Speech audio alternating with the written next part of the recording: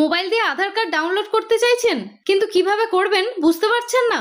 আজ দেখাবো ই আধার ডাউনলোড করার সবচেয়ে সহজ ও সঠিক উপায়। ই আধার ডাউনলোড করার জন্য আধারের সঙ্গে মোবাইল নাম্বার রেজিস্টার থাকতেই হবে।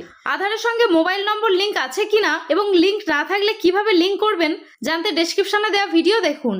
প্রথমে ইন্টারনেট অন করুন, এরপর ডেসক্রিপশনে দেওয়া লিংকে ট্যাপ করুন অথবা ক্রোমের মতো যে কোনো ব্রাউজার খুলে মাই আধার পোর্টাল বা myaadhar.udoy.gov.in লিখে সার্চ করুন। এরপর উদয় মাই আধারে ট্যাপ করুন। এখন স্ক্রল করে একটু নিচে এসে ডাউনলোড আধারে ট্যাপ করুন। এখানে 4টি অপশন দেখতে পাবেন: Aadhaar number, enrolment ID number, virtual ID number ও এসআইডি। এগুলো কোথায় পাবেন জেনে নিন। আপনি যখন আধার এনরোলমেন্ট করেছিলেন তখন যে অ্যাকনলেজমেন্ট স্লিপ দিয়েছিল সেখানেই এনরোলমেন্ট আইডি পেয়ে যাবেন। আপনি ভিআইডি জেনারেটর থেকে যখন খুশি ভার্চুয়াল আইডি নাম্বার জেনারেট করতে পারেন।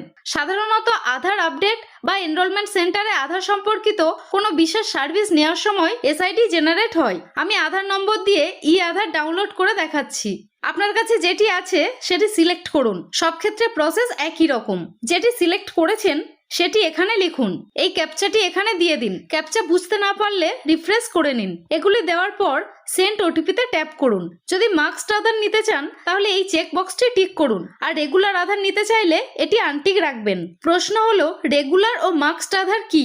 রেগুলার আধার কার্ডে আধার নম্বরের সব ডিজিট অর্থাৎ 12টি ডিজিটই দেখা যায়, কিন্তু মাস্কড আধার কার্ডে আধার নম্বরের প্রথম 8টি ডিজিট সিক্রেট থাকে। কেবলমাত্র শেষ 4টি ডিজিট দেখা যায়। যেখানে পুরো আধার নম্বর দেওয়ার প্রয়োজন নেই, যেমন হোটেল, সাধারণ আইডি প্রুফ দেখানোর ক্ষেত্রে মাস্কড আধার ব্যবহার করা বেশি নিরাপদ। যেখানে পুরো আধার নম্বর দেওয়ার প্রয়োজন, যেমন ব্যাংকিং, প্যান, ফুল কেওয়াইসি ইত্যাদির ক্ষেত্রে রেগুলার আধার ব্যবহার করা উচিত। যাই হোক, এখন রেজিস্টার্ড মোবাইল নাম্বারে আসা ওটিপি এখানে দিয়ে দিন। ওটিপি না এলে রিসেন্ট ওটিপিতে ট্যাপ করুন। ওটিপি দেওয়ার পর ভেরিফাই অ্যান্ড ডাউনলোডে ট্যাপ করবেন। দেখবেন আপনার অফিসিয়াল ই আধার পিডিএফ ফরম্যাটে ডাউনলোড হয়ে গিয়েছে। অনেকেই ভাবেন ডাউনলোড তো হয়ে গিয়েছে কিন্তু পিডিএফ খুলছে না কেন?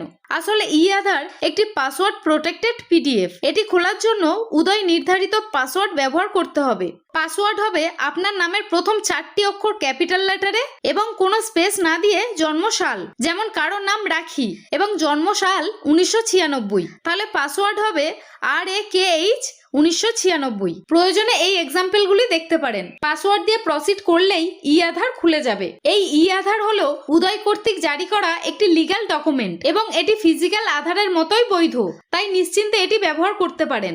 আধার রিলেটেড বিভিন্ন দরকারি ভিডিও, যেমন আধারের সঙ্গে প্রথমবার মোবাইল নাম্বার কিভাবে রেজিস্টার করবেন, রেজিস্টার মোবাইল নাম্বার কিভাবে চেঞ্জ করবেন ইত্যাদি জানতে এই আধার প্লে লিস্টটি দেখতে পারেন। আজ এই পর্যন্ত। এরকম দরকারি ভিডিও পেতে চ্যানেলটি সাবস্ক্রাইব করে রাখুন।